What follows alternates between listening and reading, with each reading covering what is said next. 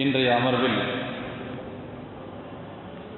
அன்னாஸ் அத்தியாயத்தின் விளக்க உரையை நாம் பார்க்க இருக்கிறோம். இது திருக்குர்ஆனுடைய 114வது அத்தியாயம், அதாவது குர்ஆனுடைய கடைசி சூரா. இறங்கு வரிசையில் இது 21வது சூரா என்று நாம் கடந்த வாரம் பேசினோம். குல் அஊது பிரப்பில் ஃபலக், குல் அஊது பிரப்பின் நாஸ், இந்த இரண்டும் சேர்ந்து ஒரே கட்டத்தில் இறங்கியது என்று நாம் பேசியிருக்கிறோம். குல் அஊது பிரப்பில் ஃபலக் என்பது இறங்கும் போது 20வது சூரா, அதோடு சேர்ந்து இது இறங்கினதுனால 21வது சூரா. ஆனால் தொகுப்பு வரிசையில் இது குர்ஆனுடைய கடைசி அத்தியாயமாக இடம்பெற்றிருக்கிறது. இறங்கு வரிசையில் இதற்கு முன்பு இறங்கின சூரா குல் அஊது பிரப்பில் ஃபலக் இல்லையா?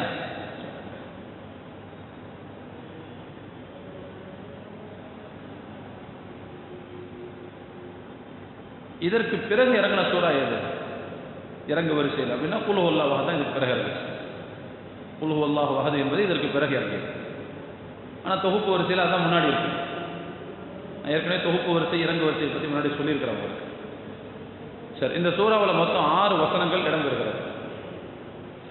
இந்த சூறாவினுடைய பெயர்கள் என்று எடுத்துக்கொண்டால் அந்நாஸ் அப்படிங்கிற ஒரு பெயர் இந்த சூறாவுக்கு இருக்கிறது. சூரத்துன் நாஸ், நாஸ் என்றால் மனிதர்கள் என்று பொருள்.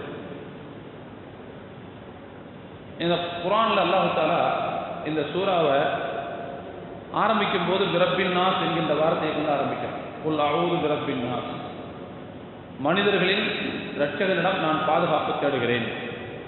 மனிதர்களை படைத்து பரிபாலிக்கின்ற இறைவனிடம் நான் பாதுகாப்பு தேடுகிறேன் என்று இந்த சூறா ஆரம்பமாகிறது. அதை முன்னிட்டும் இதே சூறாவில் கிட்டத்தட்ட 5 தடவை அன்னாஸ்ங்கிற சொல் இடம்பெறுகிறது. இப்போ இதையெல்லாம் கருத்தில் கொண்டு இந்த சூறாவுக்கு இந்த பெயர் வைக்கப்பட்டிருக்கிறது. இது அல்லாமல் இந்த சூறாவுக்கு குல் அஊது பிரப்பின் நாஸ் என்கின்ற சூறா என்ற பெயர் இருக்கிறது. அதே மாதிரி இந்த சூறாவுக்கும் இதற்கு முன்னால் உள்ள சூறா குல் அஊது பிரப்பில் ஃபலக், இந்த ரெண்டுக்கும் சேர்த்து முஅவ்விதத்தைன் என்ற ஒரு பேர் இருக்கிறது. நம்ம ஏற்கனவே உள்ள அந்த சூறாவில் விளக்க சொல்லியிருக்கோம். முஅவ்விதத்தைன் அப்படின்னு என்ன அர்த்தம்? ஓதி பார்ப்பதற்கு பயன்படுகிற 2 சூறாக்கள். அதே மாதிரி குல் ஹுவல்லாஹு அஹதோட சேர்த்து 3 சூறாவுக்கு சேர்த்து பேர் முஅவ்விதாத்னு ஒரு பேர் இருக்கு. ஓதி பார்ப்பதற்கு பயன்படக்கூடிய 3 சூறாக்கள்னு ஒரு பேர் இருக்கு.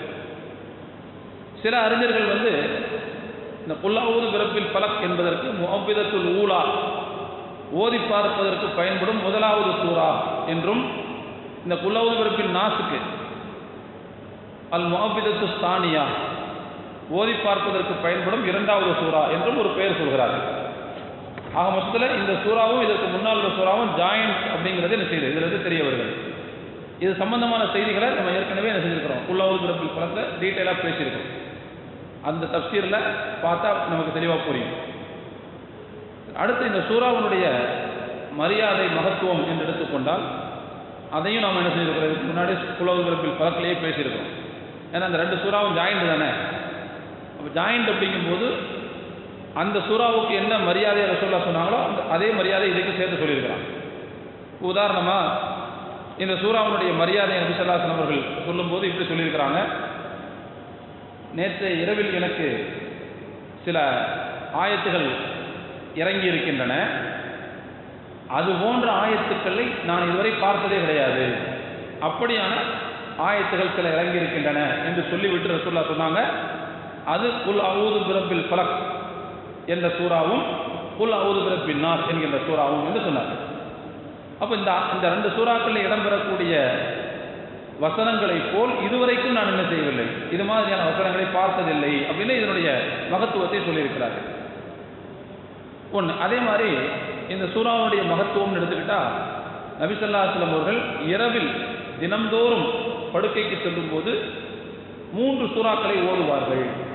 கையை இப்படி கூட்டி வச்சுக்கிட்டு 3 சூறா ஓதுவாங்க.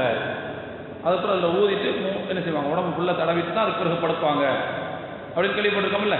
போன வாரம் பேசியிருக்கிறோம். ஆரம்ப குல் அஊது பிரப்பில் ஃபலக்குடைய ஆரம்ப அந்த அமர்வுடையும் பேசுகிறோம்.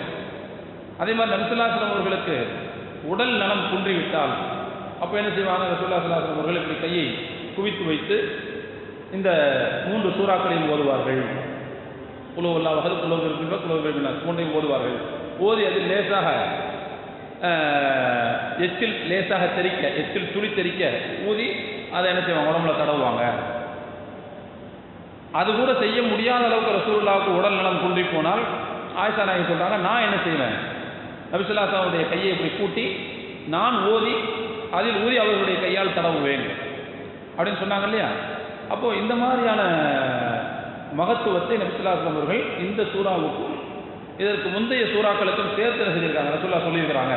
அப்படிங்கிற அடிப்படையில் நாம் இதை டீட்டெயிலாக பார்க்க வேண்டிய தேவையில்லை, அதில் பார்த்தாலே புரிஞ்சுக்கிறோம்.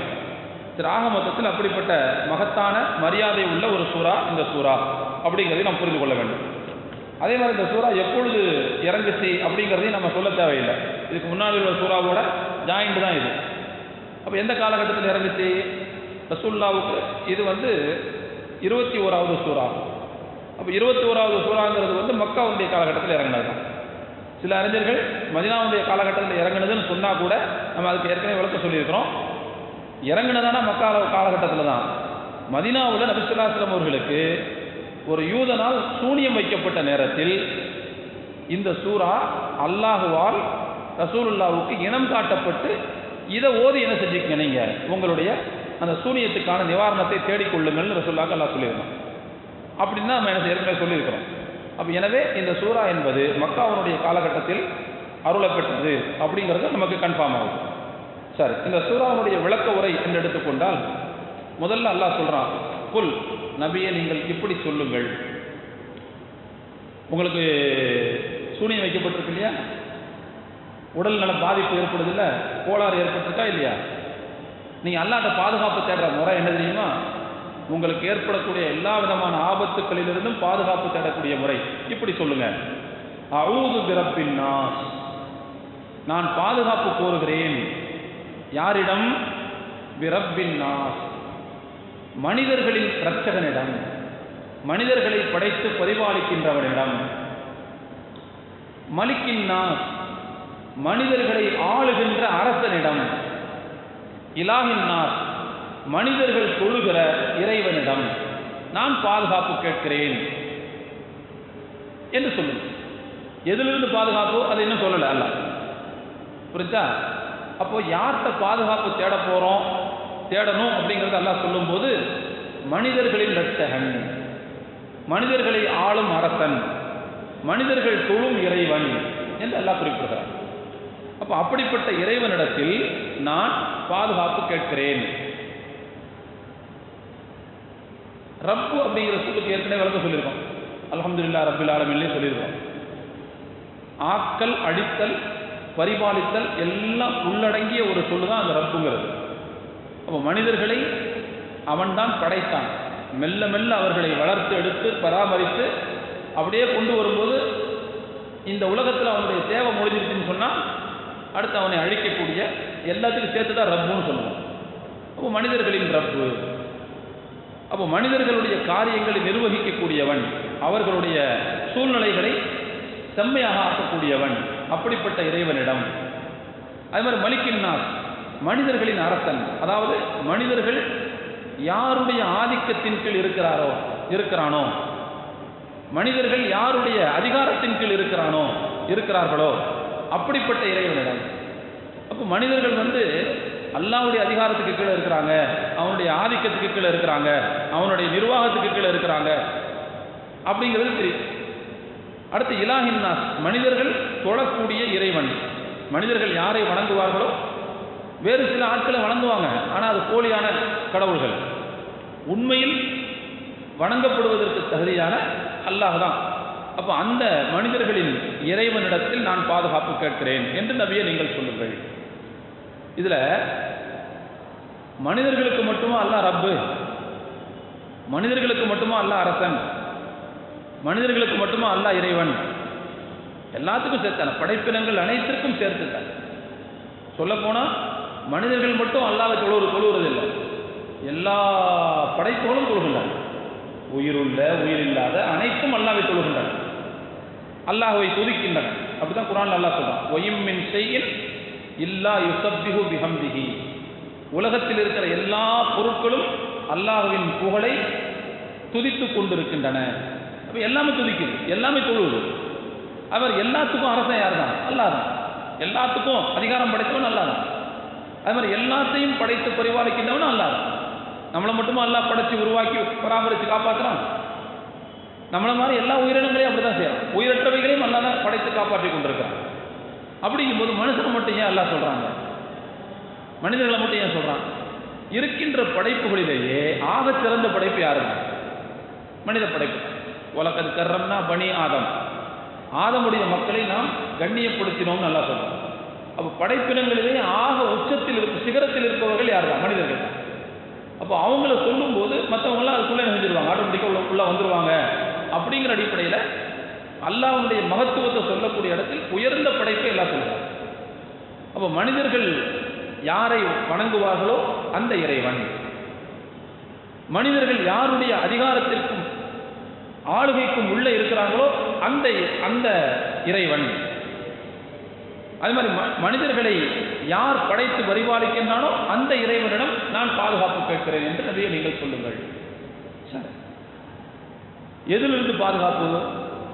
மின் ஷர்ரில் வஸ்வாசில் கன்னாஸ், மறைந்திருந்து பதுங்கி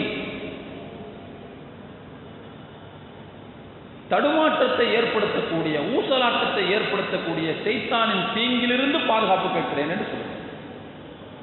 சைத்தானின் தீங்கிலிருந்து எந்த சைத்தான் அப்படின்னா, மனக்குழப்பத்தை ஏற்படுத்தக்கூடிய சைத்தானிடமிருந்து, மன ஊசலாட்டத்தை ஏற்படுத்தக்கூடிய சைத்தானின் தீங்கிலிருந்து, அல்லது மன தடுமாற்றத்தை ஏற்படுத்தக்கூடிய சைத்தானின் தீங்கிலிருந்து. அந்த சைத்தான் எப்படிப்பட்டவன் தெரியுமா? அல் ஹன்னாஸ், அவன் பதுங்கி இருந்து இந்த வேலையை செய்வான். பதுங்கி அந்த வேலையை செய்வான். திடீர்னு வெளியே வருவான், திடீர்னு பதுங்கி வருவான். அப்போ அவ்வப்போது பதுங்கி இருந்து வெளியேறி வந்து மனிதர்களின் இதயங்களில் தடுமாற்றத்தை ஏற்படுத்தக்கூடிய, ஊசலாட்டத்தை ஏற்படுத்தக்கூடிய சைத்தானின் தீங்கிலிருந்து நான் பாதுகாப்பு கேட்கிறேன். அந்த சைத்தான் எப்படிப்பட்டவன்? அல்லதி யுவஸ்விசு ஃபீ சுதூரின் நாஸ், அவன் தடுமாற்றத்தை ஏற்படுத்துகிறான், ஊசலாட்டத்தை ஏற்படுத்துகிறான். எங்கே ஏற்படுத்துகிறான்? ஃபீ சுதூரின் நாஸ், மனிதர்களின் நெஞ்சங்களில் நினைச்சுகிறான். அந்த தடுமாற்றத்தையும் ஊசலாட்டத்தையும் ஏற்படுத்துகிறான்.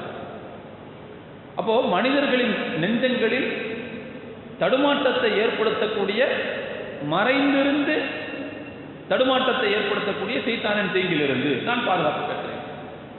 இத்தகைய மனக்குழப்பத்தை ஏற்படுத்தக்கூடிய சைத்தான்கள்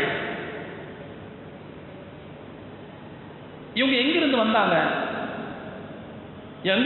அப்படின்னா மினல் ஜின்னத்தி ஒன்னார், இவர்களுடைய மூலம் ஜின்களும் தான் மனிதர்களும் தான் என்று அர்த்தம். இவங்க எங்கிருந்து ப்ரொடக்ட் ஆகி வந்தாங்க அப்படின்னா மனிதர்களிலிருந்து வந்திருக்கிறார்கள், ஜின்களிலிருந்து வந்திருக்கிறார்கள். அப்போ மறைந்திருந்து மனிதர்களின் நெஞ்சங்களில் குழப்பத்தை உருவாக்கக்கூடிய சைத்தானின் தீங்கிலிருந்து, அந்த சைத்தான் ஜின் சார்ந்த சைத்தான், மனிதன் சார்ந்த சைத்தான், அனைத்து சைத்தானின் தீங்கிலிருந்தும் நான் பாதுகாப்பு கேட்கிறேன் என்று நபியே நீங்கள் சொல்லுங்கள். இதுதான் இந்த சூறாவினுடைய முழு அர்த்தம். அப்போ மறைந்திருந்து மனிதர்களின் நெஞ்சங்களில் குழப்பத்தை உருவாக்கக்கூடிய, ஊசலாட்டத்தை ஏற்படுத்தக்கூடிய மனித சைத்தான்களின் தீங்கிலிருந்தும் ஜின் சைத்தான்களின் தீங்கிலிருந்தும் நான் அல்லாஹ்விடம், அதாவது மனிதர்களை படைத்த இறைவனிடம், மனிதர்களை ஆளுகின்ற அரசனிடம், மனிதர்கள் தொழுகின்ற இறைவனிடம் நான் பாதுகாப்பு கேட்கிறேன் என்று நபியே நீங்கள் சொல்லுங்கள் என்று அல்லாஹ் குறிப்பிடுகிறார். இந்த இடத்துல நாம சில செய்திகளை புரிந்து கொள்ள வேண்டும்.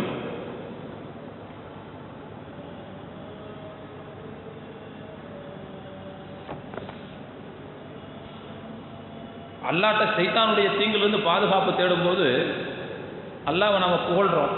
எப்படி புகழ்கிறோம்? அவன் மனிதர்களுக்கு ரப்பா இருக்கிறான் அப்படின்னு புகழ்கிறோம், மனிதர்களுக்கு அரசனாக இருக்கிறான் அப்படின்னு புகழ்கிறோம், மனிதர்களுக்கு கடவுளாக இருக்கிறான், தெய்வமாக இருக்கிறான் அப்படின்னு புகழ்கிறோம். இதில் நீங்கள் பார்த்தீங்கன்னா இந்த புகழ்ச்சி எந்த வகையில் வருதுன்னு பாருங்க. ஒன்று, நமக்கு அவன் வளர்த்தெடுக்கக்கூடிய வேலைகளை செய்கிறான். நம்ம ஆரம்பத்தில் பலவீனமாக இருந்தோம், நம்மளை அப்படியே கொஞ்சம் கொஞ்சமாக வளர்த்து நம்மை பலசாலியாக ஆக்கி நம்மால் நிறைய நன்மைகள் உருவாவதற்கான ஒரு சூழ்நிலை நமக்கு உருவாக்கினான். அதுக்கு பிறகு நமக்கு குடும்பத்தை தந்தான். அப்படியே நம்முடைய வாழ்க்கையை மேலே மேலே கொண்டு போனான். அப்போ நம்மை படைத்து பரிபாலிக்கின்றான். அப்போ அந்த படைத்து பரிபாலித்தல் அப்படிங்கிற இந்த தன்மையில் அல்லாஹ் நமக்கு செஞ்ச உபகாரம் வெளிப்படுது. அல்லாஹ்வுடைய இந்த உபகாரம் மட்டும் இல்லாட்டி நம்ம என்ன செஞ்சுருப்போம்? ஆரம்பத்தில் உருவான அதே நிலைமையில் இருந்துட்டா, நம்முடைய ஆரம்ப நிலைமை என்ன? விந்து துளி அப்படியே இருந்துட்டா, அல்லது கர்ப்பத்தில் போன ஒரு உயிரணு அப்படியே இருந்துட்டா, அல்லது பிறந்ததுக்கு பிறகு பிறந்த குழந்தையாவே அப்படி இருந்துட்டா, அப்படி இல்லை. அப்போ நம்ம என்ன செய்யறான்னு சொன்னால், அல்லாஹ் கொஞ்சம் கொஞ்சமாக நம்மை முழுமைப்படுத்தக்கூடிய பூர்ணமாக்கக்கூடிய எல்லா அம்சங்களையும் கொடுத்து கொஞ்சம் கொஞ்சமாக நம்மை அல்லாஹ் என்ன செய்யறான்? வளர்த்து முழுமையாக்குகிறான். அப்போ இந்த தன்மை அல்லாஹ்வுக்கு இருக்கிறது அப்படிங்கிற அந்த செய்தி எதை சுட்டி காட்டுதுன்னா, அவன் நமக்கு செஞ்ச உபகாரத்தை சுட்டி காட்டுது. அப்போ ரப்புன் நாஸ் அப்படிங்கிற அந்த சொல்லுல அல்லாஹ் நமக்கு செஞ்ச உதவிகள் வெளிப்படுது, உபகாரங்கள் வெளிப்படுது. சரி, அடுத்து மலிக்கின் நாஸ் அப்படிங்கிறதுலேருந்து என்ன வெளிப்படுதுன்னா, நம்மை ஆளுகிறான். அப்போ ஆளும்போது அவன் எஜமானாக ஆகிறான், நாம் அவனுடைய அடிமைகளாக ஆகிறோம். அப்போ இது என்ன அப்படின்னு சொன்னால், முழுக்க முழுக்க அவன் நம் மீது ஆதிக்கம் கொண்டவன் அப்படிங்கிறத குறிக்கும். அப்போ ஆதிக்கம் உள்ளவனுக்கும் நாம் என்ன மரியாதை செலுத்த வேண்டும். நமக்கு உபகாரம் செஞ்சவங்களுக்கும் மரியாதை செலுத்தணும். நம் மீது ஆதிக்கம் உள்ளவர்களையும் நிச்சயமாக நாம் மதிக்க வேண்டும். புரிஞ்சுங்களா? ஆனால் அதனால தான் மனுஷனை ஆதிக்கம் செய்ய முடியாது. இறைவன் மனுஷனை ஆதிக்கம் பண்ணணும். இறைவன் மனிதனை ஆதிக்கம் பண்ணும்போது அதில் ஒரு கருணை இருக்கு. மனுஷன் சக மனுஷனை ஆதிக்கம் பண்ணும்போது கருணை இருக்கு. அப்போ அல்லாஹ்வுக்கு நம்ம அடிமையாக இருக்கிறதுல தப்பு இல்லை. அப்போ எனவே இந்த மலிக்கின் நாஸ் அப்படிங்கிற இதிலிருந்து அல்லாஹ்வுடைய வல்லமை வெளிப்படும். ரப்புன் நாஸ்ல என்ன வெளிப்பட்டுச்சு? அவனுடைய உபகாரம் வெளிப்பட்டுச்சு. மலிக்கின் நாஸ்ங்கிறதுல இருந்து அல்லாஹ்வுடைய ஆற்றலும் வல்லமையும் வெளிப்படும். மூணாவது இலாஹின் நாஸ், அதாவது மனிதர்களின் இறைவன். மனிதர்களின் இறைவன் அப்படின்னு சொன்னா, இறைவனால என்ன அர்த்தம்? இறைவனுக்கு முன்னால் நாம் அனைவரும் படைப்புகள் தான். அதாவது பணிய வேண்டியவர்கள், கீழ்ப்படிய வேண்டியவர்கள். அரசனுக்கு முன்னாலே நம்ம கீழ்ப்படுகிறோம். இது இன்னொரு வகையான கீழ்ப்படிதல், அதாவது இபாதத் என்கின்ற அளவுக்கு கீழ்ப்படிவது. அப்போ இதுவும் எதை குறிக்குதுன்னு சொன்னால், அல்லாஹ்வுடைய மகத்துவத்தை தான் குறிக்குது. அப்போ எனவே மகத்துவம் மிக்க இறைவன், வல்லமை மிக்க இறைவன், உபகாரம் செய்த இறைவன், இப்படிப்பட்ட தன்மை உள்ள அவன்கிட்ட நான் பாதுகாப்பு கேட்கிறேன் அப்படின்னு சொல்றதுதான் இந்த 3 ஆயத்துடைய நோக்கம். அப்ப இப்படி கேட்டுட்டு நம்ம என்ன செய்யணும்னு சொன்னா, மனைந்திருந்து மனக்குழப்பத்தை ஏற்படுத்தக்கூடிய சைத்தானின் தீங்கிலிருந்து நான் பாதுகாப்பு கேட்கிறேன் என்று சொல்றேன். இப்போ நாம எதிலிருந்து பாதுகாப்பு தேடப்படுமோ அந்த ஆபத்து மிக மோசமானது. அந்த ஆபத்து மிக மோசமானது. அந்த ஆபத்தை தடுக்கிறதுக்கு நமக்கு சக்தி கிடையாது. மனக்குழப்பத்தை தடுக்கிறதுக்கு நமக்கு சக்தி இருக்குதா? ஏன்னா சைத்தான் எங்க இருக்கிறானே நமக்கு தெரியல. அவனே யார் தான்? அவன் நமக்கு கண் பார்வையில தெரியாமல் இருந்து கொண்டு நமக்கு என்ன ஏற்படுத்துறான். தொழுகையில தக்பீர் கட்டி நிற்கிறோம். தக்பீர் கட்டினா என்ன ஆகுது? எல்லாரும் கடைசி வரைக்கும் தொழுகைங்கிற சிந்தனையிலேயே நிற்கிறோம், இல்லையா? எத்தனையோ மாற்று சிந்தனைகள் வந்து விடுகிறது. மாற்று சிந்தனைகள் எப்படி வருது நமக்கு? கரெக்டாக அந்த இடத்துல யார் வேலை செய்கிறான்னு அர்த்தம்? சைத்தான் வேலை செய்கிறான். அப்போ நம்முடைய கண் பார்வைக்கு தெரியாமல் நம்முடைய மனதில் வேறொரு சிந்தனையே என்ன செய்கிறான்? உருவாக்குகிறான், இல்லையா? அப்போ இதை தடுக்கிறது நமக்கு சக்தியே கிடையாது. எவ்வளவுதான் கட்டுப்படுத்தி நின்னா கூட அல்லாஹ்வுடைய உதவி இல்லாமல் நம்மளால என்ன செய்ய முடியாது? அந்த சிந்தனை நம்மளால கட்டுப்படுத்த முடியாது. அப்போ முழுக்க முழுக்க அந்த மனக்குழப்பத்தை தட்டி விடுகிற அந்த அதிகாரம், அந்த ஆற்றல்ங்கிறது யார்கிட்ட மட்டும்தான் இருக்கும்? மனிதர்களை படைத்தாளுகின்ற, மனிதர்களின் மீது வல்லாதிக்கம் உள்ள, மனிதர்களுடைய இறைவனாக இருக்கிற அவன்கிட்ட தான் அந்த சக்தி இருக்க முடியும், வேற யார்ட்டையும் இருக்க முடியாது. அப்ப எனவேதான் இந்த வார்த்தைகளை சொல்லி என்ன செய்யறோம்? அல்லாஹ்ட்ட பாதுகாப்பு தேடணும்னு அல்லாஹ் நமக்கு வழிகாட்டிருக்கிறான்.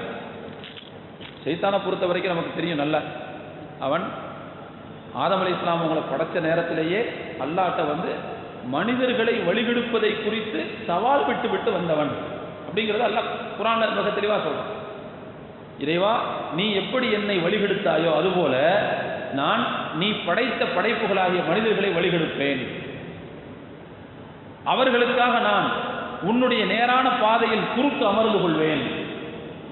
அவர்களுக்கு முன்புறமாகவும் பின்புறமாகவும் வலப்புறத்திலிருந்தும் இடப்புறத்தில் இருந்தும் அவர்களுடைய கீழிருந்தும் நான் அவர்களை வழிகெடுப்பதற்காக வருவேன் என்று அல்லாஹ் என்ன செஞ்சான்? சைத்தான் சவால் விட்டான். அல்லாஹ்வுக்கு பதில் சொன்ன வேற விஷயம். அப்ப ஆக மொத்தத்தில் அல்லாஹ்விடத்திலேயே மனிதர்களை வழிகெடுப்பதை குறித்து நேரடியாக சேலஞ்ச் பண்ணிட்டு வந்தவன் யாரு? சைத்தான். அதனால தான் நபி ஸல்லல்லாஹு அலைஹி வஸல்லம் அவர்கள் பல தடவை சொல்றாங்க, ஒரு ஹதீஸ்ல சொல்றாங்க, நபி ஸல்லல்லாஹு அலைஹி வஸல்லம் அவர்கள் இப்னு மஸ்ஊத் ரலியல்லாஹு அன்ஹு சொன்னாங்க, உங்களில் யாரும், நம்மளை பார்த்து சொல்றாங்க ரசூல், உங்களில் யாரும் அவருடைய ஜின் கூட்டாளியுடன் இணைக்கப்படாமல் யாருமே கிடையாது. அப்ப மனிதர்களாக பிறந்த அனைவரும் அவருடைய ஜின் கூட்டாளிகளோடு இணைக்கப்பட்டுத்தான் இந்த உலகத்தில் இருக்கிறார்கள். நான் இருக்கிறேன்னா என்னோட அந்த ஜின் கூட்டாளி இருப்பார். ஜின் கூட்டாளினா யாரு? சைத்தான் அர்த்தம்.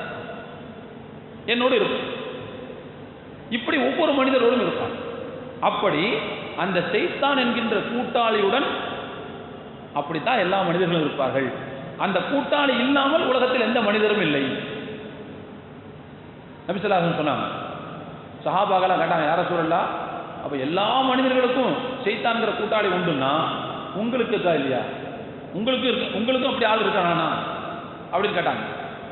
பெருமானார் ஸல்லல்லாஹு அலைஹி வஸல்லம் சொன்னார்கள், ஆமா எனக்கும் தான் இருக்கிறான், ஆனா இல்லா அன்னல்லாஹ ஆனனி அலைஹி ஃபஅஸ்லம. அந்த எனக்கு கூட்டாளியாக இருக்கிற சைத்தான் இருக்கான் பாருங்க, அவனுக்கு எதிராக அல்லாஹ் எனக்கு உதவி புரிஞ்சுட்டான். எனவே அந்த சைத்தான் எனக்கு கட்டுப்பட்டு விட்டான், இஸ்லாம் ஆயிட்டான். எனவே அவன் எனக்கு நல்லதை தவிர வேறு எதையும் ஏவ மாட்டான். ஆனா நீங்க எல்லாரும் அப்படி கிடையாது அப்படின்னு சொல்ல. அப்போ ஒவ்வொரு மனிதனும் அவனோடு கூட்டாளியாக இருக்கிற சைத்தானோடு பிணைக்கப்பட்டு தான் நம்ம என்ன செய்யறோம்? உலகத்தில் இருக்கிறோம். அப்போ நம்மோடு பிணைக்கப்பட்டிருக்கிற சைத்தான் அப்போ நம்ம என்ன செய்வான்? கண்டிப்பாக நம்மை வலுகரிக்கின்ற வேலைகளை கண்டிப்பாக செய்யாமல் இருக்கவே மாட்டான். நபி ஸல்லல்லாஹு அலைஹி வஸல்லம் சொன்ன ஹதீஸ் இது ஆதாரப்பூர்வம் முஸ்லிம்ல பதிவாகி இருக்கிறது. அது மாதிரி இன்னொரு ஹதீஸ்ல ஹஜ்ரத் அபூ ஹுரைரா ரலியல்லாஹு அன்ஹு சொல்றாங்க, ஷைத்தான் ஒரு மனிதர் உறங்க செல்லும் போது 3 முடிச்சுகளை போட்டு விடுகிறான். ஒரு மனிதர் உறங்க செல்லும் போது ஒவ்வொரு மனிதருக்கும் அவருடைய உச்சந்தலையில எல்லாம் 3 முடிச்ச ஷைத்தான் 3 முடிச்ச போடுறான். அந்த ஒவ்வொரு முடிச்ச போடும் போதும் அவன் என்ன சொல்றான் அப்படின்னா, அலைக்க லைலுன் தவீருன் ஃபர்குத் என்று சொல்றான். நீண்ட இரவு இருக்குது, நல்ல தூங்கு. ராத்திரி நீளமா இருக்குது, பரவாயில்ல, எழுந்திராத சீக்கிரமா, நல்ல தூங்கு என்று அந்த சைத்தான் சொல்லிக்கொண்டே ஒவ்வொரு முடிச்சையும் போடுகிறான். நபி ஸல்லல்லாஹு அலைஹி வஸல்லம் சொல்றாங்க, ஒரு அடியார் இரவில் விழித்தெழுந்து அல்லாஹ்வை அவர் நினைவு கூர்ந்தால் ஒரு முடிச்சு அவிழ்ந்து விடுகிறது. நான் போன வாரம் கூட சொன்னேன், இரவுல தூக்கி எழுந்த உடனே என்ன செய்யணும்? அல்லாஹ்வை நினைவு கூற வேண்டும். ரசூலுல்லாஹ் என்ன செஞ்சிருக்கிறாங்க? 3 சூறாக்களை ஓதி இருக்கிறாங்க. குல் ஹுவல்லாஹு அஹத், குல் ஹுவல் பில்லா, குல் ஹுவல் 3 ஓதி இருக்காங்க ரசூலுல்லாஹ். இப்போ ஓதுறது சுன்னத் இருக்குன்னு சொன்னேன். அப்போ அந்த சூறா ஓதும் போது ஆட்டோமேட்டிக்காக நம்ம அல்லாஹ்வை நினைவு கூறுறோம். அப்போ இரவில் ஒரு மனிதர் விழித்து அல்லாஹ்வை நினைவு கூர்ந்து விட்டால் அந்த 3 முடிச்சுக்குள்ள ஒரு முடிச்சு அவிழ்ந்து விடுகிறது. ரெண்டாவது அவர் ஒது செய்தால் 2வது முடிச்சு அவிழ்ந்து விடுகிறது. அவர் ஃபஜ்ர் தொழுகையில் ஈடுபட்டால் அவர் 3வது முடிச்சும் அவிழ்க்கப்பட்டு விடுகிறார். ஃபஅஸ்பஹ நஷீதன் தையிபன் நஃப்ஸி. அதற்கு பிறகு அவர் மனம் கனிந்தவராக சுறுசுறுப்போடு அவர் எழுகிறார். மனநலம் மிக்கவராக சுறுசுறுப்போடு அவர் காலையை அடைகிறார். ஆனா இப்படி இல்லாம இருந்தா அவருக்கு என்ன நடக்குது? ரசூலுல்லாஹ் சொல்றாங்க, வயில்லா அஸ்பஹ ஹபீஸன் நஃப்ஸி கஸ்லான. இவ்வாறு இரவில் எழுந்து அல்லாஹ்வை நினைவு கூறாமல் ஒழு செய்யாம தொழாம இருந்தால் அவர் சோம்பேறியாகவும் மனம் மாசுபட்டவராகவும் தான் காலையை அடைவார், காலையில் எழுவார் என்று சொன்னார். காலையில் எழுந்த உடனே அவர் நல்ல தண்ணீரை குடிக்கலாம், நல்ல சோப்பு யூஸ் பண்ணலாம், நல்ல ஸ்ப்ரே யூஸ் பண்ணலாம், உயர்தரமான ஆடையை உடுத்தலாம். என்னதான் இருந்தாலும் அவர் இரவில் விழித்தெழுந்து ஒழு செய்து ஃபஜ்ர் தொழுகலைன்னு வச்சுக்கோங்க. வெளிப்பார்வைக்கு அவர் எவ்வளவுதான் உற்சாகமானவராக தெரிந்தாலும் அல்லாஹ்வுடைய பார்வையில் ஒரு சோம்பேறி தான். அல்லாஹ்வுடைய பார்வையில் அவர் யாருன்னா மனம் மாசுபட்டவர். அப்போ ராத்திரியில சைத்தான் போட்டு முடிச்சு அவளணும்னா ஃபஜ்ருக்கு என்ன செய்யணும்? எழுந்து கிளறணும்.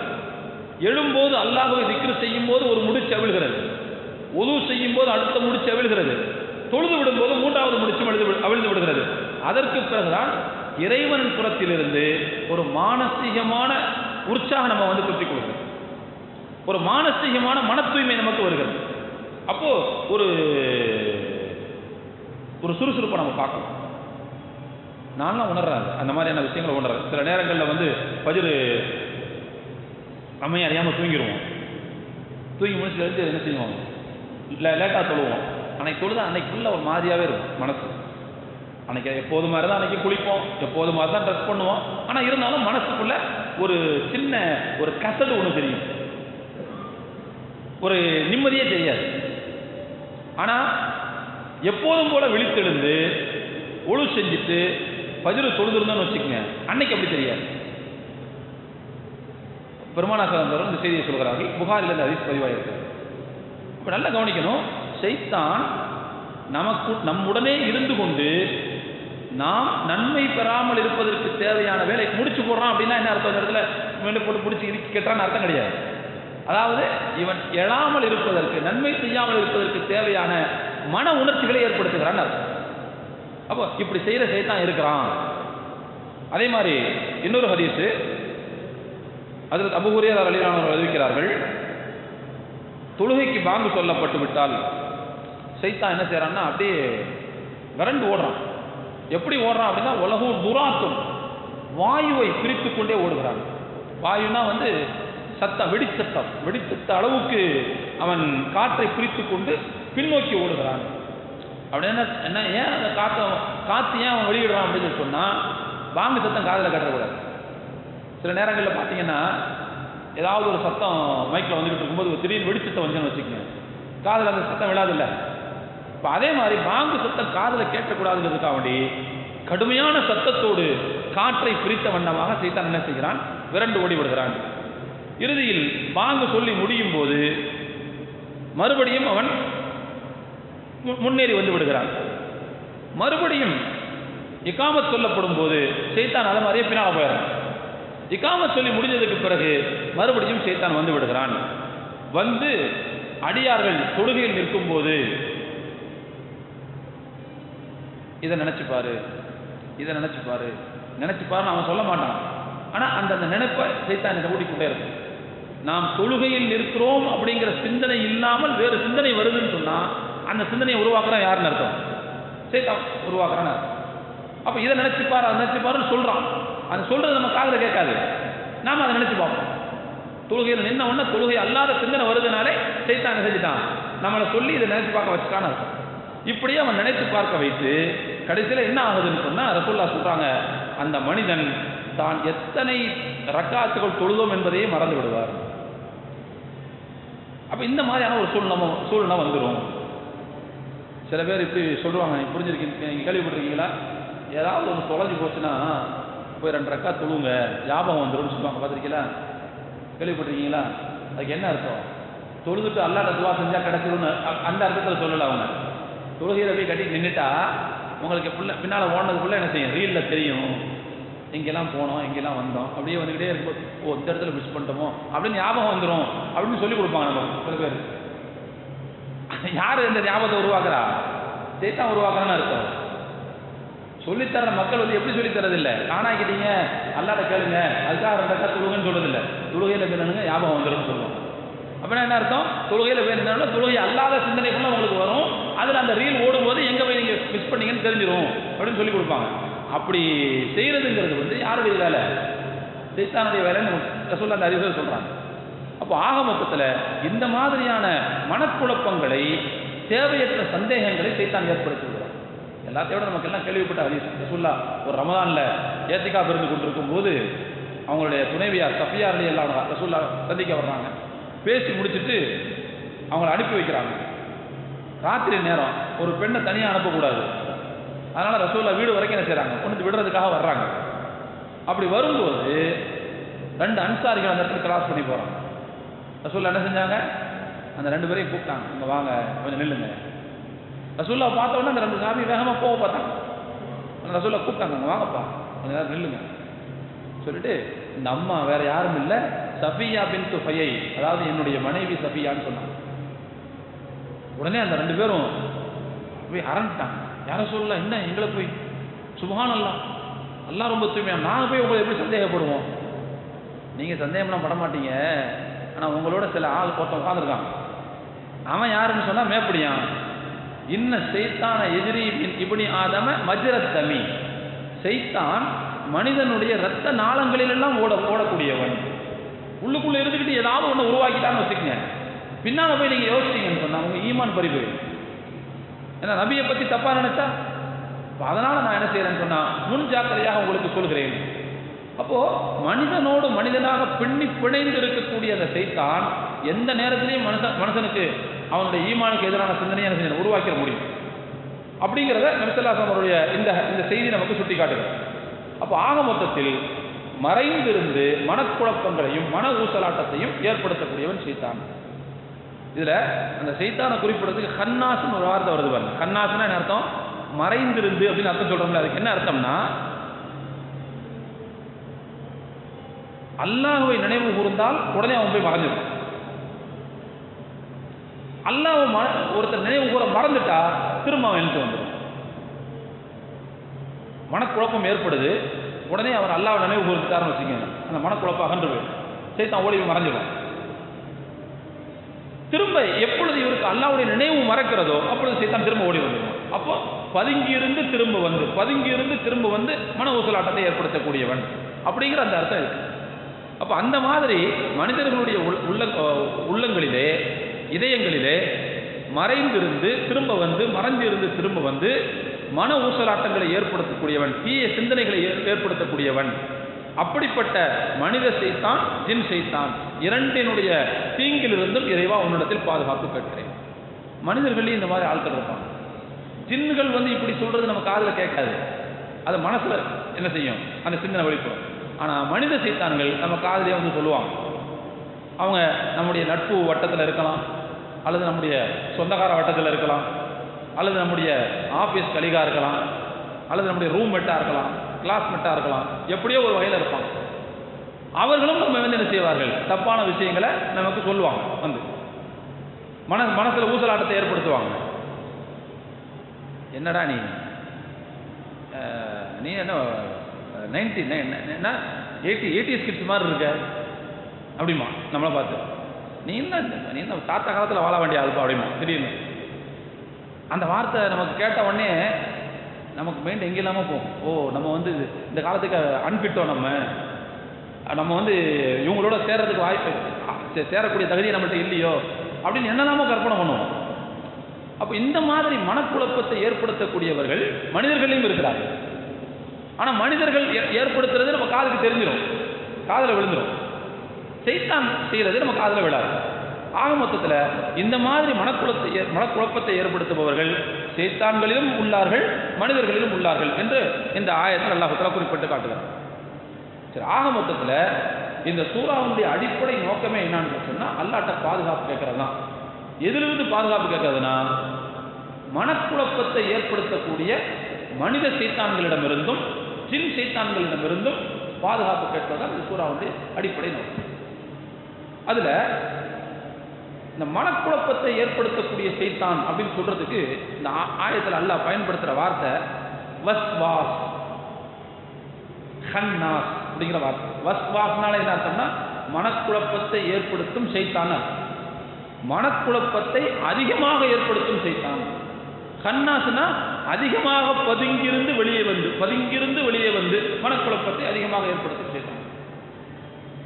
அதாவது இந்த இடத்துல அந்த வார்த்தையில மிகை அப்படிங்கிற அர்த்தம் வர்றதுக்குள்ள அந்த சொல்லமைப்பை அல்லாஹ் பயன்படுத்துறான். அப்படின்னா என்ன அர்த்தம்னா அந்த குழப்பத்தை மனசுக்குள்ள வர்ற வரைக்கும் சைத்தான் ஓயமானான், திரும்ப ட்ரை பண்ணிக்கிட்டே இருப்பான். மனுஷன் தான் ஒரு காரியத்தை ஒரு தடவை 2 தடவை செஞ்சுட்டு விட்டுருவான். ஆனால் சைத்தான் வந்து அப்படி இல்லை, எடுத்துக்கொண்ட காரியத்தை நிறைவேற்றும் வரை அவன் என்ன செய்ய மாட்டான், ஓயவே மாட்டான். அவன் திரும்ப திரும்ப ட்ரை பண்ணிக்கிட்டே இருப்பான். ஒரு மனுஷன் வந்து மனக்குழப்பம் ஏற்படும் போது அல்லாஹ் திக்ர் செஞ்சுட்டாரா ஓடி போய் ஒளிஞ்சுக்குவான். எப்போ அவர் அலட்சியமாகறான்னு பார்த்து மறுபடியும் வருவான். மறுபடியும் அவர் திக்ர் செஞ்சுட்டாரா ஓடி போயிடுவான். மறுபடியும் எப்போ அவன் அலட்சியமாகறோ அப்போ ஓடி வருவான் திரும்ப.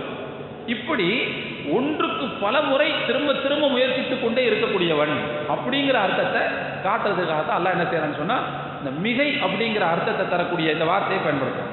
அப்போ அதிகமாக மறைந்திருந்து வெளியே வந்து அதிகமாக மனக்குழப்பத்தை ஏற்படுத்தக்கூடியவன் அப்படிங்கிற அந்த சில விஷயத்தை ஏற்படுத்தலாம். சரி, இப்போ மனக்குழப்பத்தை ஏற்படுத்துறதுங்கிறது என்னென்ன வகையிலெல்லாம் வரும், சைத்தானுடைய வஸ்வசா எந்தெந்த வகையிலெல்லாம் வரும் அப்படின்னா, முதலாவது ஒரு மனிதனுடைய ஈமான்ல பிரச்சனை உண்டாகும். அவனுடைய கொள்கை கோட்பாடுகளில் சந்தேகத்தை உருவாக்கும். நல்லா புரிஞ்சுக்கணும், ஈமான் விஷயத்தில் நமக்கு தடுமாற்றம் வந்துச்சுன்னு சொன்னால் சைத்தான் வேலை செய்யறான்னு புரிஞ்சுக்கணும்.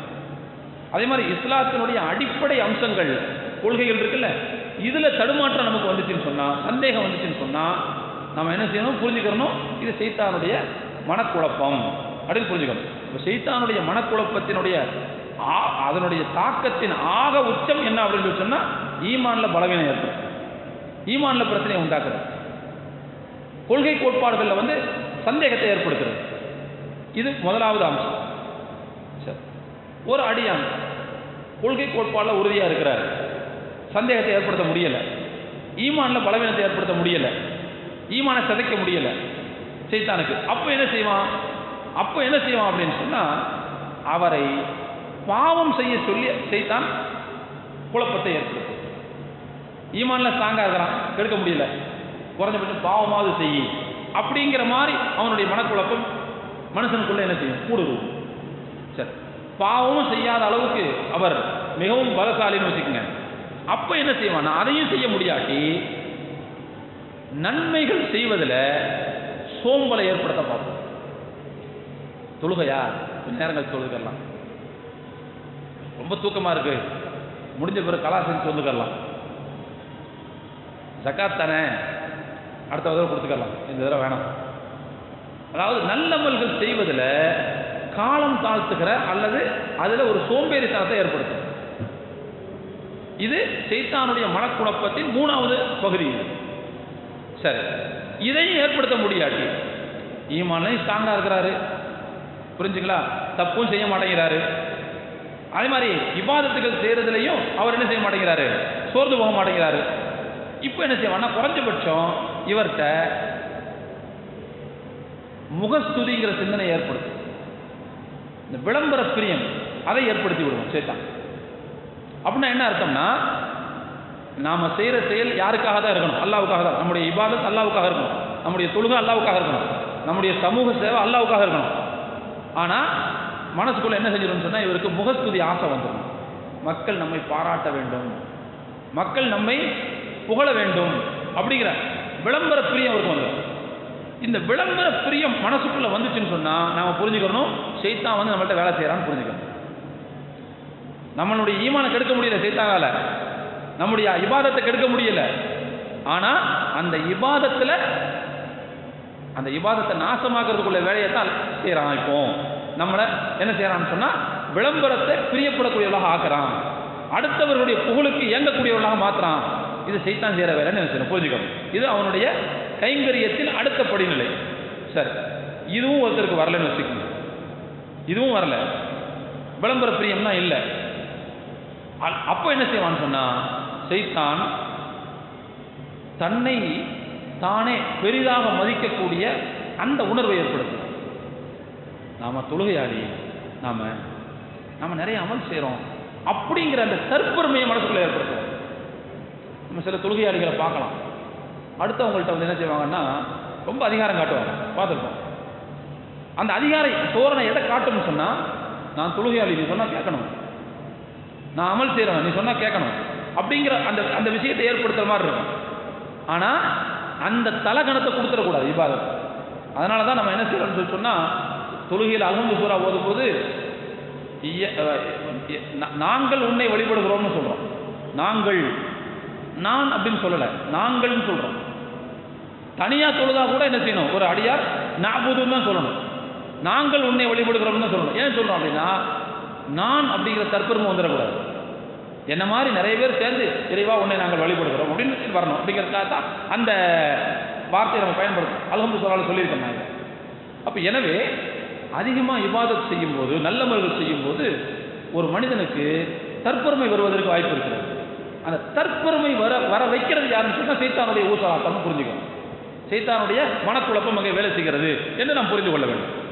சரி, ஈமானையும் கெடுக்க முடியலை, பாவம் செய்ய வைக்க முடியலை, நல்லமல்கள் செய்கிற சோர்வை ஏற்படுத்த முடியலை, முகஸ்துதி ஏற்படுத்த முடியலை, தற்பெருமையை ஏற்படுத்த முடியலை, எதுவுமே முடியலை அப்படின்னா அடுத்து சைத்தானுடைய ஊசலாட்டம் எப்படி இருக்கும்னு சொன்னால் நம்முடைய மனசுக்குள்ள பொறாமத்தீயை ஏற்படும்.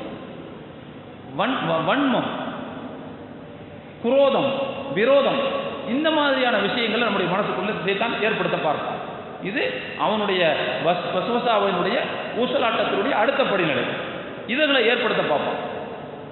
இந்த மாதிரியான விஷயங்கள் வரும்போது ஒரு மனுஷன் என்ன செய்வான்னா உணர்ச்சி வசப்படுவான்.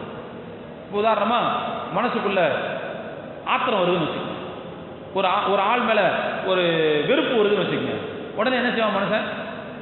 உணர்ச்சி வசப்படுவான், ஆத்திரம் வரும். அதை என்ன செய்வான்னு சொன்னால் தன்னுடைய செயல் மூலமாகவோ சொல் மூலமாகவோ வெளிப்படுத்துவான். உடனே திட்டுவான், அல்லது அடிக்க போவான், அல்லது வேற ஏதாவது செய்ய போவான். இந்த மாதிரியான விஷயங்கள்ல அவர்கிட்ட இருந்து தவறான செய்கைகளோ தவறான சொற்களோ வெளிவருமாறு செய்து விடும். அப்போ நம்ம யோசிக்கணும், நாம் அடுத்தவங்களை தப்பாக பேசினாலோ அடுத்தவங்க மேலே நாம் அத்துமீற போனாலோ அப்போ நம்ம மனசுக்குள்ள அந்த வெறுப்பை ஏற்படுத்தினா யாருன்னு புரிஞ்சுக்கணும். சைத்தான் புரிஞ்சுக்கணும். சைத்தானுடைய வஸ்வசா வேலை செய்யுதுன்னு புரிஞ்சுக்கணும். அப்போ ஆக மொத்தத்தில் இந்த மாதிரியான இந்த படிநிலைகளில் தான் சைத்தானுடைய இந்த தடுமாற்றத்தை ஏற்படுத்துதல் அப்படிங்கிற அந்த செயல் நிகழும் என்பதை புரிந்து கொள்ள வேண்டும். இதில் இன்னொரு முக்கியமான விஷயம் என்னன்னு சொன்னால், சைத்தான் பாவங்களை அழகாக ஆக்கி காட்டுவான். நல்ல தெரியும் இது பாவம்னு, ஆனால் அதை செய்ய சொல்லி நமக்கு அவன் அலங்காரப்படுத்தி காட்டுவான். புரிஞ்சுங்களா? மறைக்கப்பட வேண்டிய பகுதியை வெளிக்காட்டுறது அசிங்கமா நல்லதா? எல்லாருமே சொல்லுவோம் அசிங்கம். ஆனா மக்கள்கிட்ட ஒரு விதமான எண்ணத்தை உருவாக்கியிருக்கான் பாருங்க. என்ன எண்ணம்? குறைவான ஆடை என்பது அலங்காரம் அப்படிங்கிற ஒரு எண்ணம் உருவாகுது பாருங்க, இல்லையா?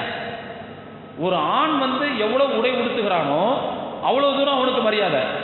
ஆனா ஒரு பெண்ணை பொறுத்தவரை எவ்வளவு தூரம் குறைவான ஆடை உடுத்துகிறாளோ அவ்வளவு தூரம் அவளுக்கு மரியாதை அப்படிங்கிற மாதிரியான ஒரு ட்ரெண்டை உருவாக்கி இருக்குல்ல, இன்னைக்கு உருவாகி இருக்குதுல்ல. இதுல நம்ம பொம்பளைங்களும் இதுல பலியாகிறாங்களா இல்லையா? இருக்காங்க. நீங்க நல்லா கவனிச்சு பாருங்க, நம்ம பொம்பளைங்களும் இதுல பலியாகிறாங்க. அப்போ ஒரு பொது புத்தியில ஒரு விஷயம் போய் பதிவாகுது. என்ன பதிவாகுதுன்னு சொன்னா, இந்த மாதிரி ட்ரெஸ்ஸாக இருந்தால் தான் எல்லாரும் மதிப்பாங்க, இந்த மாதிரி உடை உடுத்தினா தான் அது ட்ரெண்டிங்காக இருக்கும், அது அலங்காரமாக இருக்கும் அப்படின்னு ஒரு பொது புத்தியில் சில விஷயங்களை போய் பதிய வைக்கிறது. இது யார் ஏற்படுத்துறது? சைத்தான் ஏற்படுத்துறது. சைத்தானுக்கு வேலையை என்னன்னு சொன்னால், அவன் அசிங்கமானதை அழகு என்று காட்டும். அதன் மூலமாக தன்னுடைய வேலைகளை செய்வான். நல்லா பார்த்தீங்கன்னா தெரியும், ஒரு ஆண் எவ்வளவு தூரம் தன்னுடைய உடலை மறைக்கிறானோ அது அவனுக்கு ஃபேஷன் சொல்லப்படுது, இல்லையா? பேண்ட் போட்டுருவார், சட்டை போடுவார், சட்டையை கூட வெளியே போட மாட்டார். ஏன்னா காற்றடிச்சு அப்படி பறந்துடும், அதனால் இன் பண்ணிக்குவார். பறக்கிறதுக்கு வாய்ப்பே இல்லை. கீழே கால் தெரியாது, ஏன்னா ஷூ இது போட்டுப்பார், சாக்ஸ் போட்டிருப்பார், காலும் தெரியாது. இந்த இடம் தெரியுமான்னு பார்த்தா இது வரைக்கும் பட்டன் போட்டிருப்பார். மேலேருந்து என்ன செய்யும், ஒரு டை ஒன்று தொங்கும், சட்டைக்கு மேலே கோட்டு வேற போட்டிருப்பார். அப்போது எவ்வளவு தூரம் மறைக்கிறாரோ அவ்வளோ தூரம் அவருக்கு ஃபேஷன் அப்படின்னு உலகம் சொல்லுது. ஆனால் ஒரு பெண்ணுன்னு வரும்போது இந்த அளவுகள் எதிராக மாறுது. எப்படி மாறுது? எவ்வளவு தூரம் குறைய ஆட குறையுதோ அவ்வளோ தூரம் அவங்க நவீன பெண்ணு வருதா இல்லையா? எவ்வளவு தூரம் அவங்களுடைய உடல் வெளியே தெரிகிறதோ அவ்வளோ தூரம் அவங்க யார்? நவீனமானவங்க, மாடர்ன் லேடி அப்படிங்கிற மாதிரி வருதா இல்லையா? அப்போது இந்த அசிங்கத்தை அழகு, மாடர்ன், இது ஒரு ஃபேஷன், இது ட்ரெண்டிங்கு அப்படிங்கிற அந்த உணர்வை உண்டாக்குறது இல்லை. கண்டிப்பாக சைத்தான் தான் உருவாக்குனான். இதில் மனித சைத்தான்களும் கூட சேர்ந்துக்கிறோம். இப்போ இந்த மாதிரியான விஷயங்களை தான் அவன் செய்வான் என்பதை பார்த்தான். ஏன்னா இது ஆரம்பத்தில் நம்முடைய ஆதிபிதா ஆதம் அலைஹிஸ்ஸலாம் அவங்களுக்கே இதை அவன் செஞ்சவன். அல்லாஹ் தஆலா ஒரு மானசீகமான ஒரு உடையை அவர்களுக்கும் அவர்களுடைய துணைவி ஹவ்வா அலைஹிஸ்ஸலாம் அல்லாஹ் கொடுத்துருந்தான். அதை வச்சு தான் அவங்க சொர்க்கத்தில் வாழ்ந்துக்கிட்டு இருந்தாங்க. ஆனால் சைத்தான் போய் என்ன செஞ்சான்னு சொன்னால் முதல்ல செஞ்ச வேலை அவங்களோட ட்ரெஸ்ஸை அவுத்தது தான் அவங்க செஞ்ச வேலை. ஒரு தடுக்கப்பட்ட ஒரு பொருளை அவங்க சாப்பிட போய் அவர்களுடைய மானசீகமான அந்த ஆடை என்ன செஞ்சிருக்கு, அகண்டு போச்சு. அதை அவிழ்த்தது தான் சைத்தான் முதல்ல செஞ்ச வேலை. புரிஞ்சுங்களா? அதான் அல்லாஹ் குர்ஆன்ல சொல்லுவான், யன்ஜிஉ அன்ஹுமா லிபாஸஹுமா லியுரிஹுமா சவ்ஆத்திஹிமா. ஆதம் அலைஹிஸ்ஸலாம் அவங்களுக்கும் ஹவ்வா அலைஹிஸ்ஸலாம் அவர்களுக்கும் சைத்தான் செஞ்ச அந்த வேலையை எல்லாம் சொல்லும்போது அந்த ரெண்டு பேருடைய ஆடையை அவன் கலட்டினான். எதுக்குன்னு சொன்னால் ஒருவர் மற்றவருடைய மானத்தை பார்த்து கொள்ள வேண்டும், மறைக்கப்பட்ட பகுதியை பார்த்து கொள்ள வேண்டும் என்பதற்காக. அன்னைக்கு அந்த ரெண்டு பேர் மட்டும்தான் இருந்தாங்க. இன்னைக்கு அப்படியா? எல்லாரும் இருக்காங்கல்ல. அப்போ இன்னைக்கும் அதே ஆடை அவிழ்ப்பு கலாச்சாரங்கிறது அது அழகுன்னா அப்போ எவ்வளோ பெரிய அசம்பாவிதம் உலகத்தில் நடக்கும். அப்போ இந்த அசம்பாவிதத்துக்கு பின்னால் இருக்கிறது சைத்தானுடைய அந்த வஸ்வஸா அப்படிங்கிறது எனக்கு புரிந்து கொள்ள வேண்டும். அப்போது ஆக மொத்தத்தில் சைத்தான் இந்த மாதிரியான விஷயங்களின் மூலமாகத்தான் தன்னுடைய வசுவாசை அவன் வெளிப்படுத்துவான் அப்படிங்கிறத பார்க்கணும். இதுக்கான பாதுகாப்பை தான் அல்லாஹ் அந்த சூறாவுல சொல்றான். இதுக்கான பாதுகாப்பு என்ன? முதலாவது அதிகமாக அல்லாஹ்வை நினைவு கூறுவது. சைத்தான் ஓடி ஒளிஞ்சிருவான். அல்லாஹ்வை அதிகமாக நினைவு கூறுவது.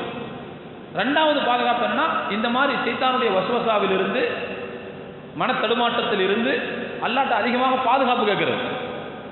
அந்த பாதுகாப்பு கேட்கறதுல மிகவும் உச்சமான ஒரு அம்சம் என்னன்னு சொன்னா இந்த சூறா தான். இந்த சூறா ஓதுறது இது ரெண்டாவது விஷயம். மூணாவது என்னன்னு சொன்னா, சைத்தான் நம்ம எதை செய்ய சொல்றானோ, எது நம்முடைய மனசுல தடுமாட்டத்தை உண்டாக்கி இதை செய்யன்னு சொல்றானோ அது மார்க்கத்துக்கு விரோதமாக இருந்துச்சுன்னு சொன்னா அதுக்கு நேர் மாற்றமான செயலை செய்யணும். அப்படி மாற்றமான செயலை செய்யும் போதுதான் சைத்தான் நம்ம விட்டு வரண்டு விடுவோம். ஒன்று அல்லாஹ்வை திக்ரு செய்யறது, திக்ரு மறந்து போச்சுன்னா திரும்ப வந்துடுவோம். அதே மாதிரி அல்லாஹ்ட்ட பாதுகாப்பு கேட்கறது, அது மறந்து போச்சுன்னா திரும்ப வந்துடுவான். இப்படி திரும்ப வரும்போது அவனை மறுபடியும் விரட்டி அடிக்கணும்னா அவன் எதை சொல்றானோ அதுக்கு நேர் எதிரானதை செய்யணும். அவன் தூங்குன்னு சொல்றானா விழிச்சு நிற்கும். அவன் தொழாதேன்னு சொல்றானா அந்த நேரத்தில் தொழணும். புரிஞ்சுங்களா? அப்போ அவன் எதை சொல்கிறானோ அதற்கு நேர் மாற்றமானதை செய்யும் போது அவனுடைய மன தடுமாற்றத்திலிருந்து நம்மை காப்பாற்றிக் கொள்ள முடியும் அப்படிங்கிறத நம்ம செய்யலாம். இது தெரிஞ்சு கொள்ளலாம். ஆக அருமையான தோழர்களே, மனக்குழப்பத்திலிருந்து பாதுகாப்பு தேடுவதை, சைத்தான் ஏற்படுத்தக்கூடிய அந்த மன தடுமாற்றத்திலிருந்து பாதுகாப்பு தேடுவதைத்தான் இந்த சூறா மையப்படுத்தி பேசுகிறது. அதற்கான வழிமுறையை தான் நமக்கு சொல்லித் தருகிறது அப்படிங்கிறத நம்ம புரிந்து கொள்ளணும். இதில் நீங்கள் நல்ல கவனிச்சிங்கன்னு சொன்னால், முந்தின சூறா இருக்கு பாருங்க, குல் அஊது பிரப்பில் ஃபலக். குல் அஊது பிரப்பில் ஃபலக்கில் அல்லாஹ்வை சொல்லும்போது விடியலில் இறைவனிடத்தில் பாதுகாப்பு கேட்கிறேன். அஊது பிரப்பில் ஃபலக், அதிகாலையில் இறைவனிடம் பாதுகாப்பு கேட்கிறேன். இறைவனை சொல்றதுக்கு ஒரே ஒரு விஷயம் தான் அங்கே வந்துச்சு, அதிகாலையின் இறைவன் ஒன்று தான் வந்துச்சு. ஆனால் பாதுகாப்பு தேடப்பட வேண்டிய ஆபத்துகள் அப்படிங்கிறது அங்கே நேரம் 3 விஷயம் வந்துச்சு. ஒன்று என்ன? இருள். ரெண்டாவது சூனியக்காரர்கள். மூணாவது பொறாமைக்காரன். இந்த 3 பேருடைய ஆபத்தில் இருந்து பாதுகாப்பு தேட சொல்லி முதல் சூறா சொல்லுச்சு. இந்த 3 ஆபத்துகளிலிருந்து பாதுகாப்பு தேடும்போது, அல்லாஹ்ட்ட பாதுகாப்பு தேடும்போது அந்த அல்லாஹ் அந்த சூறா எப்படி சொல்லிச்சுன்னு சொன்னா அவன் அதிகாலையின் இறைவன் என்று மட்டும் சொன்னது. ஆனால் இந்த சூறாவில் பாதுகாப்பு தேடப்பட வேண்டிய ஆபத்துங்கிறது ஒன்றே ஒன்று தான். அது என்ன? மனித ஜின் சைத்தான்களுடைய மனக்குழப்பம். இதுதான் ஆபத்து. இந்த ஒரு ஆபத்திலிருந்து பாதுகாப்பு தேடணும். யார்கிட்ட பாதுகாப்பு தேடணும்? அல்லாஹ்ட்ட. அந்த அல்லாஹ்வை சொல்லும்போது 3 விஷயத்தை சொல்லுச்சு. ஒன்று, அவன் மனிதர்களின் இரட்சகன். ரெண்டாவது, மனிதர்களின் அரசன். மூணாவது, மனிதர்களின் இறைவன். மேலே 3 ஆபத்து. அல்லாஹ்வை ஒரே ஒரு வார்த்தையால் மட்டும் அங்கே சொன்னோம். ஆனால் இங்கே ஒரே ஆபத்து தான். ஆனால் அல்லாஹ்வை 3 விதமாக என்ன செஞ்சாங்க? புகழ்ந்தோம். ரெண்டுக்கு வித்தியாசம் புரியுதா? மேலுள்ளதில் 3 ஆபத்து. இருள ஆபத்து இருக்குது, அதே மாதிரி சூனியக்காரங்கள்ட்ட இருந்து ஆபத்து இருக்குது, பொறாமக்காரன்ட்டு ஆபத்து இருக்குது. இந்த 3 ஆபத்திலிருந்து பாதுகாப்பு அல்லாஹ்ட்ட கேட்கணும். அந்த அல்லாஹ்வை ஒரே விஷயத்தில் அறிமுகப்படுத்திச்சு அந்த சூரா.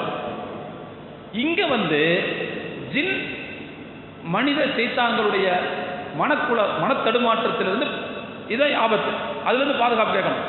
யார்கிட்ட அல்லாஹ்ட்ட பாதுகாப்பு? அந்த அல்லாஹ்வை 3 விதமாக இந்த சூரா என்ன செஞ்சு அறிமுகம் பண்ணும். புரிஞ்சுங்களா? இந்த வித்தியாசம் புரிஞ்சில்ல? சரி, அங்கே 3க்கு அல்லாஹ் ஒரு விதமாகவும், இங்கே ஒரே ஆபத்துக்கு அல்லாஹ் 3 விதமாகவும் சொல்ல வேண்டிய தேவையை ஏற்பட்டுச்சு. அப்படின்னா நல்லா கவனிக்கணும். முந்தின சூறாவில் உள்ள ஆபத்து 3 மனிதனுடைய உடலுக்கும் அவனுடைய மனசுக்கும் ஏற்படக்கூடிய ஆபத்து. நல்லா கவனிக்கணும். இரவினுடைய இருளில் மனுஷனுக்கு ஆபத்து எங்கே ஏற்படும்? ஒன்று அவனுடைய மனசில் ஏற்படும், அவனுடைய உடலில் ஏற்படும். அதே மாதிரி சூனியக்காரங்களால் ஆபத்து எங்கே வரும்? உடம்புக்கு ஏதாவது கெடுதி வரும், அல்லது மனசுக்கு ஏதாவது கெடுதி வரும். பொறாமக்காரனால மனுஷனுக்கு என்ன ஆபத்து வரும்? ஒன்று மனசுக்கு கெடுதி வரும், அல்லது உடலுக்கு கெடுதி வரும். ஆக மொத்தத்தில் புல்லாவது பிறப்பில் பிறக்க சொல்லப்பட்ட அந்த 3 ஆபத்தும் மனித உடலுக்கும் மனித மனத்திற்கும் ஏற்படக்கூடிய ஆபத்துகள். ஆனால் இந்த சூறாவில் சொல்லப்பட்ட ஒரு ஆபத்து இருக்குல்ல, அந்த ஆபத்து என்பது தீனுக்கு ஏற்படக்கூடிய ஆபத்து. மனத்தடுமாற்றத்தை சைத்தான் ஏற்படுத்தினால் ஒரு மனிதனுடைய தீன் என்ன செஞ்சிடும்? நாசமாக போயிடும்.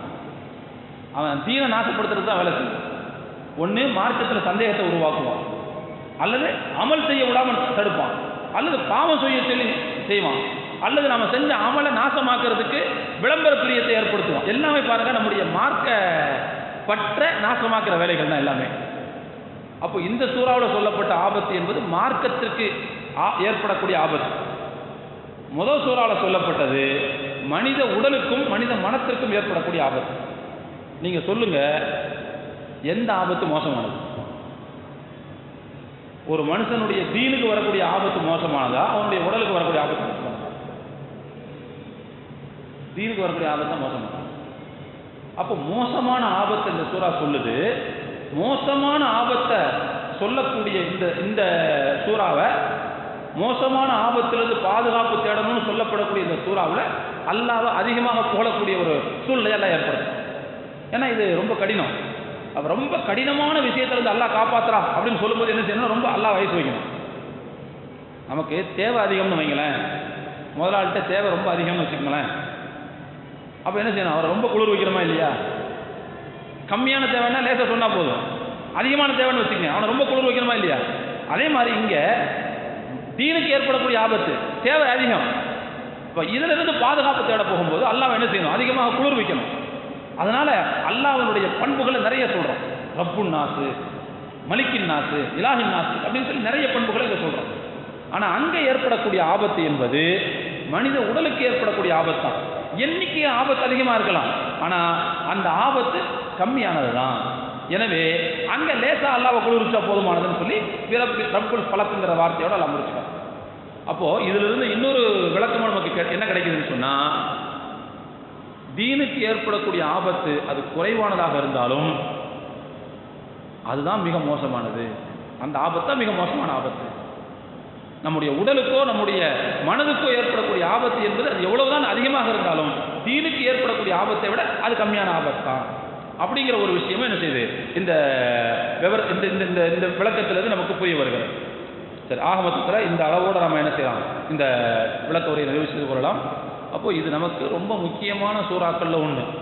நான் ஏற்கனவே சொல்லியிருக்கேன், மனித வாழ்க்கை என்பது ஆபத்துகளால் சூழப்பட்டது தான். எப்படி நல்லது மனித வாழ்க்கையில் நடக்குமோ அது மாதிரி தீயதும் நடக்க தான் செய்யும். நன்மை மட்டுமே நடக்காது. அப்போ அந்த நன்மை என்பது எப்படி இருக்குமோ அது மாதிரி தீமை இருக்கும். அந்த தீமை என்பது நம்முடைய உடல் மனதுக்கு இருக்கலாம், நம்முடைய தீனுக்கும் இருக்கலாம். எனவே நம்முடைய உடலுக்கும் நம்முடைய மனதுக்கும் நம்முடைய தீனுக்கும் வரக்கூடிய எல்லா ஆபத்துகளிலிருந்தும் பாதுகாப்பு தேடணும்னா அதுக்கு மிகச்சிறந்த வழி என்பது இந்த சூறா ஓதுறது. அல்லாஹ்வை நினைவு கூறுறது, இந்த சூறாக்களை ஓதுறது, இதுதான் மிகச்சிறந்த வழி. இப்போ அதுக்கான ஒரு அமைப்பாகத்தான் அல்லாஹ் என்ன செய்யறார்? இந்த சூறாவை நமக்கு குர்ஆனில் தந்திருக்கிறான். அதனால தான் நான் போன வாரம் சொன்ன மாதிரி இந்த சூறாக்களை ராத்திரியில் படுக்கும்போது ஓத சொல்கிறாங்க. ரசூலுல்லாஹ் காலை எழுந்தவனை ஓதுங்கிறாங்க, காலை மாலையில் ஓதுங்கிறாங்க, ஒவ்வொரு தொழுகைக்கு பின்னால் ஓதுங்கிறாங்க. அப்போ இப்படி தொடர்ச்சியாக ஒரு மனுஷன் இந்த சூறாக்களை ஓதக்கூடிய அந்த பண்புள்ளவராக இருந்துட்டா அப்போ நிறைய ஆபத்துகளும் நம்ம என்ன செய்ய முடியும்? நம்மை தற்காத்து கொள்ள முடியும். எல்லாம் வல்ல இறைவன் அப்படிப்பட்ட நல்ல பாதுகாப்பான சூழலை தந்தல் புரிவானாக. நாம் எதை கேட்டோமோ அதை தொடர்ந்து நம்முடைய வாழ்க்கையில் கடைபிடிக்கக்கூடிய நல்ல வாய்ப்பை அல்லாஹ் தந்தல் புரிவானாக. வாஹிரு தஅவானா அல்ஹம்துலில்லாஹி ரப்பில் ஆலமீன்.